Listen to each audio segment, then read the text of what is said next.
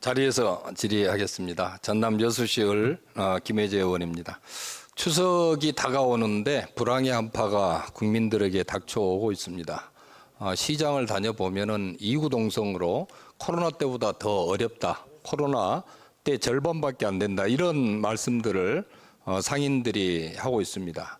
이 무너지는 경제에 탈출구가 없다. 이런 한숨이 넘쳐납니다. 특단의 대책이 필요해 보입니다.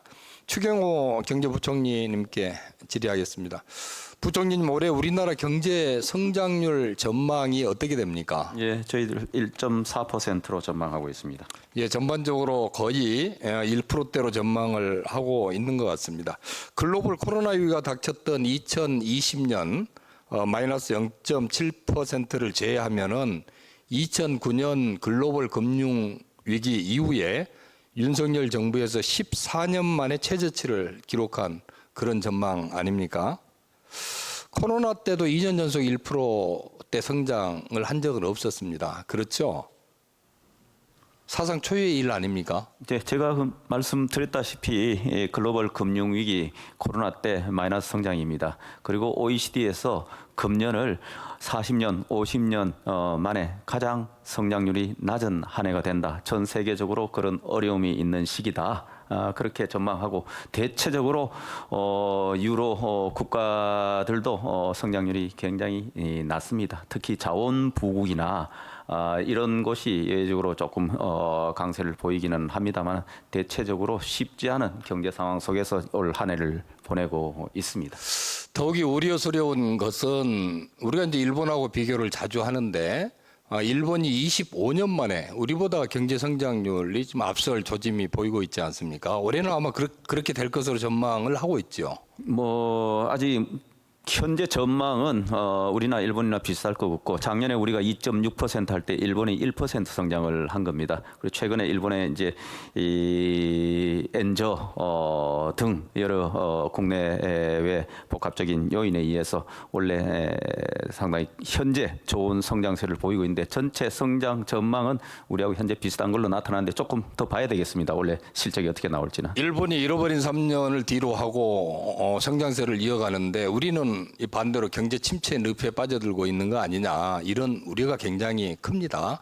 그런데 정부의 이제 안일한 인식은 전혀 개선되지 않고 있는 것으로 보입니다. 우리 부총리님께서 우리나라 경제 상저하고 이런 표현을 좀 쓰고 계시지 않습니까? 예, 그렇게 지금도 그렇게 생각하고 계십니까? 예, 그렇게 하고 있고 인식을 아니라고 하실 것까지는 없고 제가 몇 차례 말씀을 드립니다만은 정부 출범 이후부터 비상경제 체제를 먼저 가동시키고 지금도 휴일 없이 늘 국내 상황 점검하면서 대응하고 있고 대책만 해도 100여 개 이상의 대책을 쏟아내고 매일 대응을 하고 있다.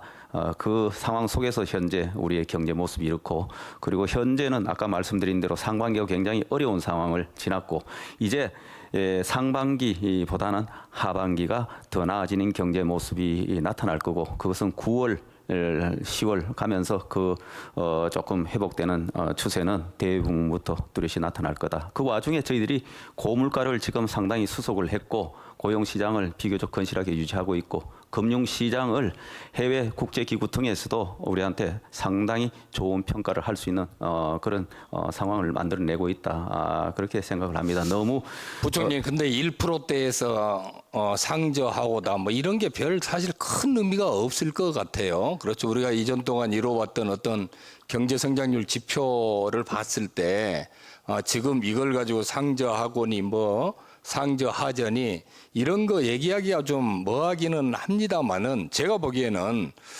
지금 정부의 전망이 지금 잘못된 인식으로 보입니다. 7월 달 우리 산업활동을 보면은 6개월 만에 트리플 감소가 됐습니다. 생산이 0.7% 감소가 됐고요. 소비가 3.2% 감소, 설비 투자가 8.9%가 감소가 됐습니다. 그런데 이 설비 투자는 11년 4개월 만에 지금 감소폭이 최고 크고 소비도 3년 만에 감소폭이 지금 최대폭입니다. 그건 알고 계시죠? 예, 7월달 지표가 일시적으로 그렇게 나타나고 있습니다. 거기다가요, 고물가 때문에 2분기 가계 실질 소득도 3.9%가 감소를 했습니다. 그것도 알고 계시죠?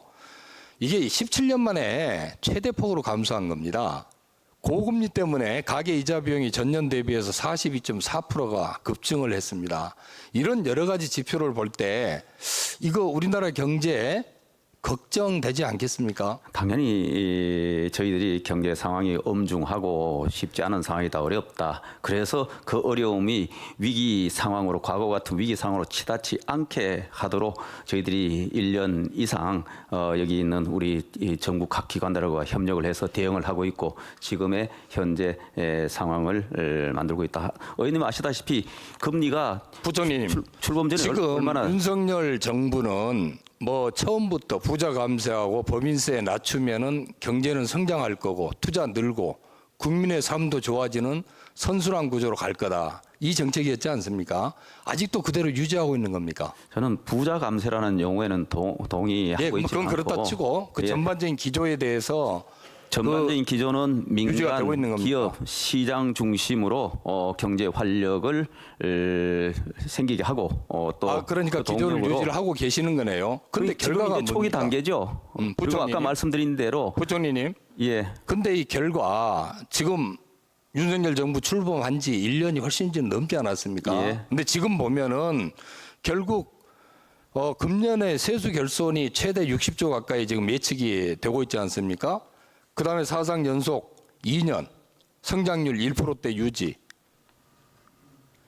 이런 상황에서도 윤석열 정부의 처음에 그 경제 정책 기조를 이거 좀 수정할 필요가 있다. 이렇게는 생각하지 않습니까? 예, 그렇지 않습니다. 의원님, 작년 불과 몇 개월 전입니다. 작년에 우리 경제 성장이 2.6%입니다.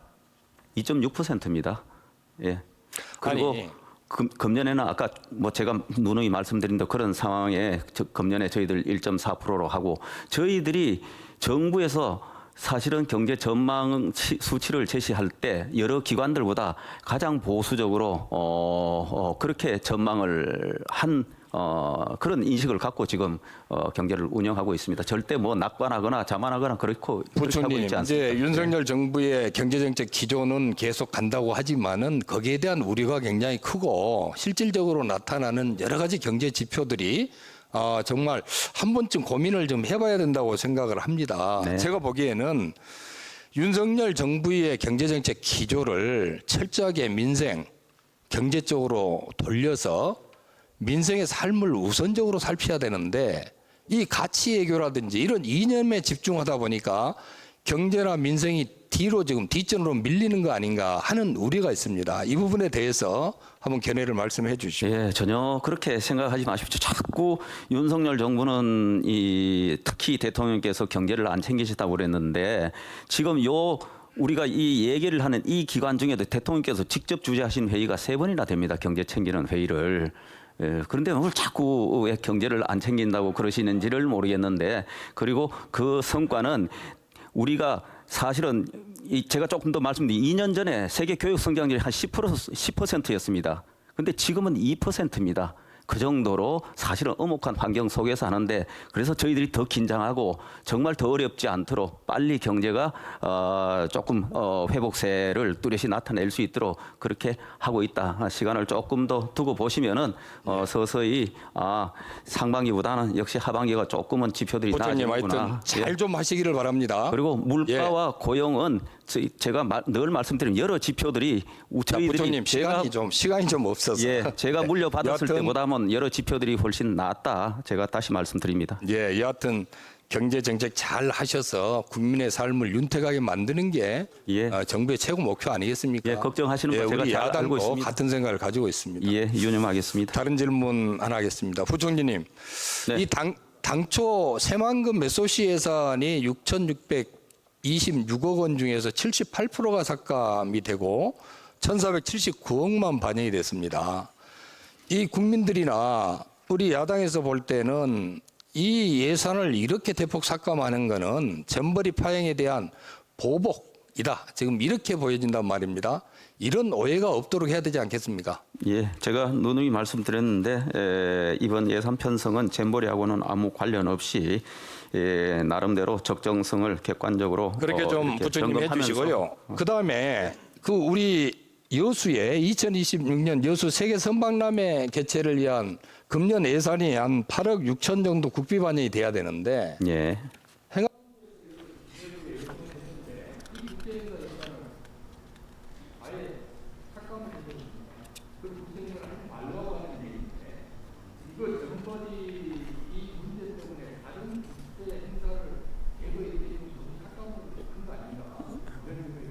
예, 그런 걱정은 전혀 안 하셔도 되고 잼버리 때문에 대한민국이 왜 그 중요한 국제 행사들을 다 안 하겠습니까? 필요한 국제 행사는 관련 절차 또 거기에 따라서 요청되는 것을 저희들이 타당성이나 효과성 등 보고 필요한 부분은 또 많이 담아 왔는데 의원님께서 지적하신 부분에 관해서는 심의 과정에서 저희들이 또 한번 살펴보겠습니다.